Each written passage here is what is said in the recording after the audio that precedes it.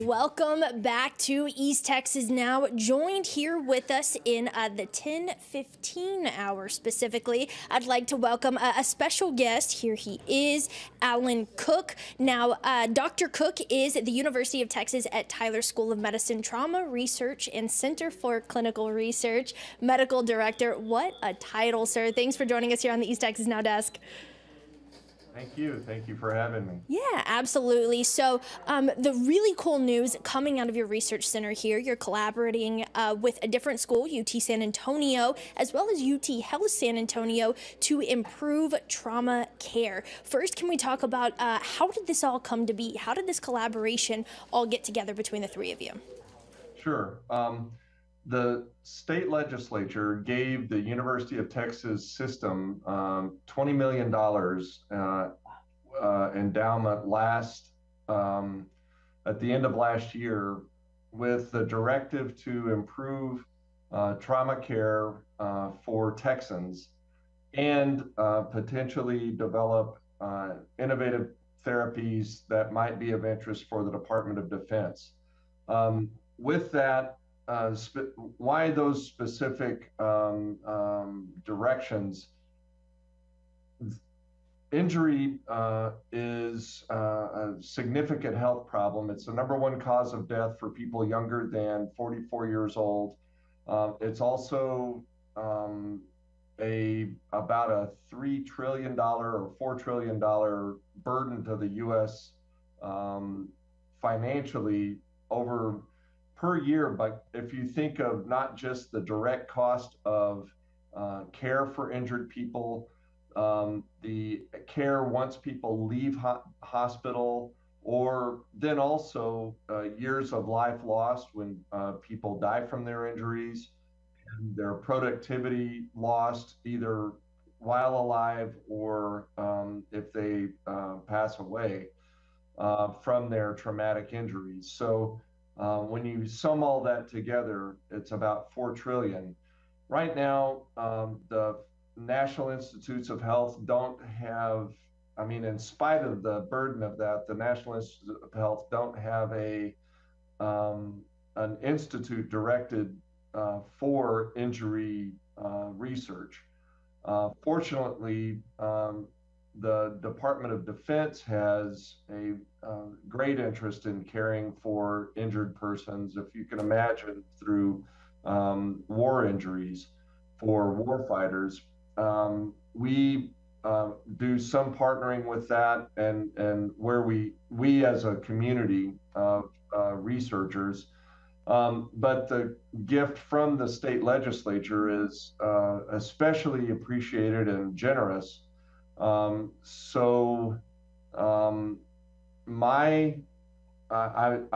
We have representatives on the board, the steering advisory council, I think it's called. I am that representative for UT Tyler, and we have representatives from all of the campuses in the UT system. Whether or not that campus has a health science center, we are fortunate to have one. We've made a grant submission process available for investigators in the UT system. And I had submitted a grant to investigate the window of time that occurs between the actual injury itself and the arrival at the hospital. Others from UT San Antonio had an interest in that same time period, and the board asked us to join our proposals together to collaborate, and that's how I came to be working with UT San Antonio. Yeah, that's phenomenal, and a phenomenal breakdown of the numbers and how it all truly came to be. Now, I can completely understand the reasons behind this, right? Especially as the representative for here in East Texas, much of it is a rural community. So getting to a trauma response center that can handle that kind of trauma of whatever has been inflicted can mean life or death in the amount of time that it takes to get you there. I know on a much lower scale, my son, when he was 1, got his finger shut in a door hinge, and there was almost completely severed off. And the first 2 places that we stopped said, "Oh, I don't know if we can handle this kind of thing."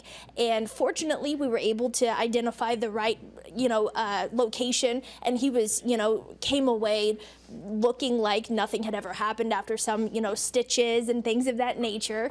But had it been, more of a traumatic injury, it might have been a different result. And so I can understand, I know that you said your particular focus was what happens in the time between the trauma injury or the traumatic injury occurs and getting to the facility that can handle that kind of traumatic injury. So here in East Texas, as compared to the entire state, have you run those numbers on where we land is a little more difficult, is a little more accessible? Where are we on that scale?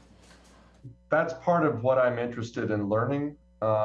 We Right now we don't have a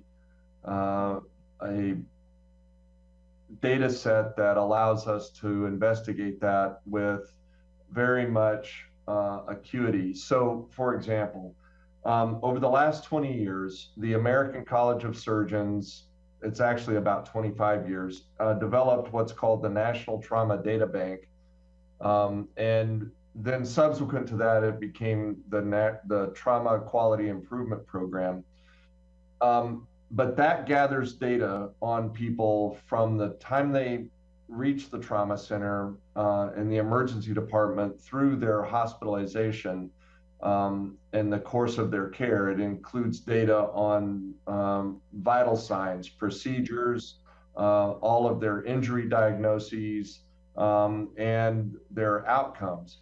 With that, we've been able, over the years, through research and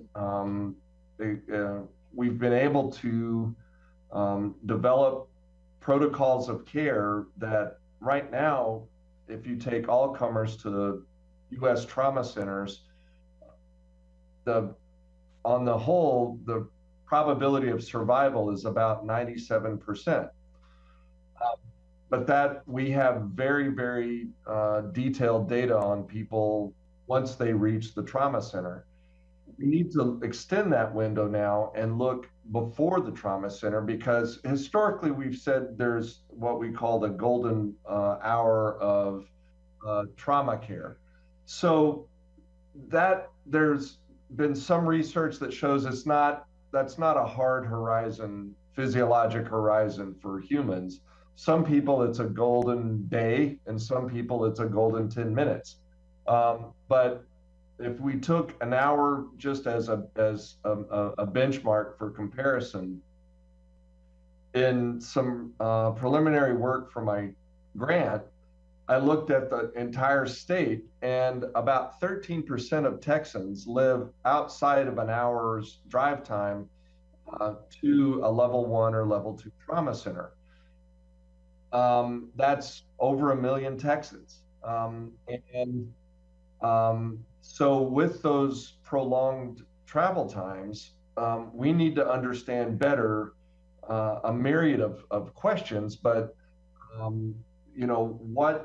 what is ultimately provides the best outcomes for people. Sometimes it's to go first to a lower level trauma center for immediate stabilization. And in other cases, it might be to bypass the lower trauma center and get straight to a higher level trauma center and provide definitive care. We need to understand that better, and we need to understand better what events take place during that transport process and the transfer process from a lower level center to a higher level center when that takes place. And that's exactly when your collaboration kind of takes off, right? We've identified the Correct. problem, and this is where we're looking to make some improvements. So in our last few minutes with you here, how is that grant money going to be used to be able to extend those? What are those next steps that you guys are beginning to do in order to widen and broaden that search? Great. So first, we have to develop the database that will hold the data and to determine exactly what data we need to collect, then a good deal of the money goes back to the trauma centers to pay for someone to gather that data on our behalf. That takes human time and effort that we need to compensate them for. And so a large portion of the money goes there. Then there are investigator time and effort that is also a portion of that.